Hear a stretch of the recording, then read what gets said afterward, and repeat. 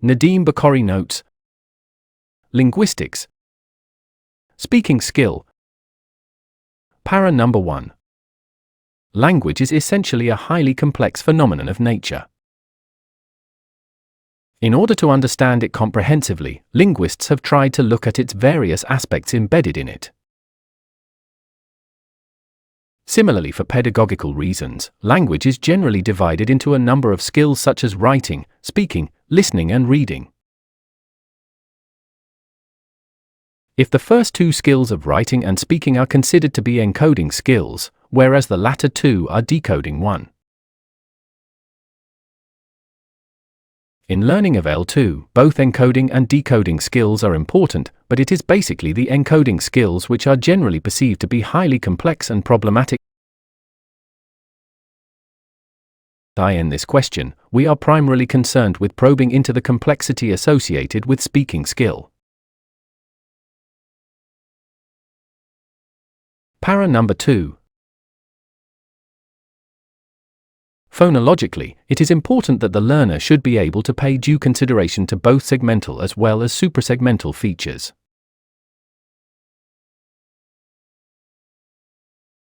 In segmental features, the learner is expected to pronounce with maximal intelligence individual phonemes, diphthongs and triphthongs, etc.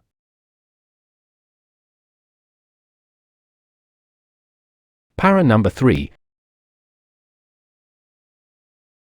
In suprasegmental phonology, the learner is required to be very careful about the placement of stress and the intonation patterns characteristic of the spoken text. There are other features of connected speech such as weak forms of words, junctures, assimilations, and linking it which are equally important.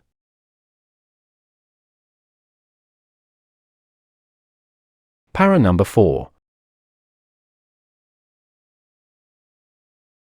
Thus the phonological aspects of speech are very basic and must be paid serious attention to by the foreign speaker if he aims to be understood by the native speaker of the larger language.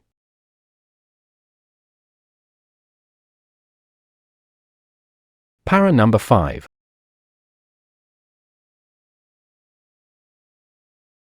Language is something which can be differentiated by using several factors such as field of discourse, mode of discourse, and tenor of discourse.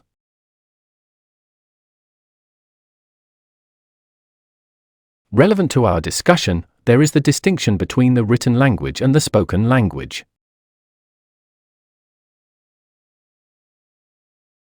Foreign learners, since they learn the foreign language mostly through books, tend to speak usually the written language. But the spoken language has its own characteristics such as idioms, phrases, slangs, rejoinders, etc. If the foreign learner does not appreciate these considerations, his speech may not sound like that of the native speaker.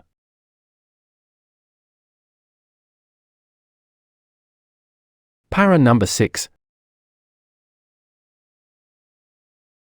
Syntactically, the spoken language is remarkably different from the written language. In this sense, it is characterized by false starts, syntactic blends, incomplete sentences, etc.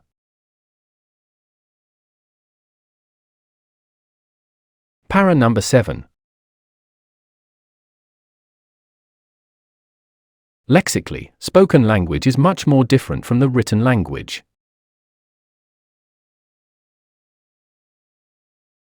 A speaker normally operates on a high-frequency vocabulary of limited range.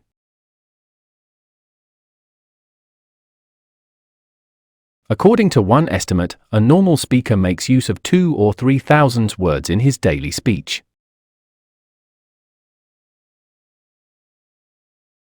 On the contrary, a writer operates on a much more extended vocabulary admissible in the type of discourse he is involved in.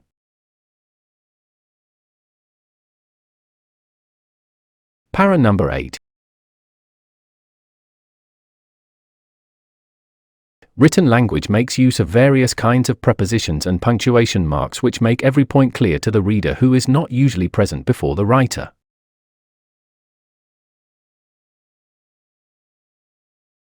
In speech, this information is supplied through body language, which consists of gestures, motions, movements admissible in the respective culture.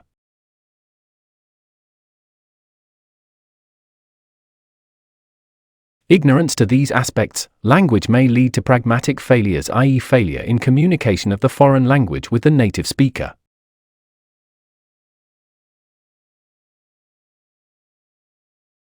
Para number 9.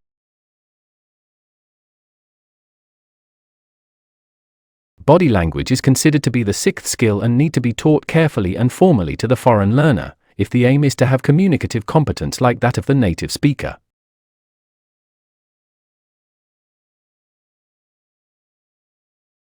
Para number 10.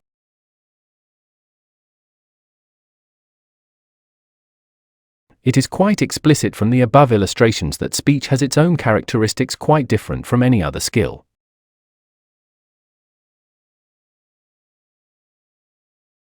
It is highly important for the foreign learner as well as the foreign teacher to be aware of all the subtleties involved in this skill, so that they are properly addressed in the formal teaching of language.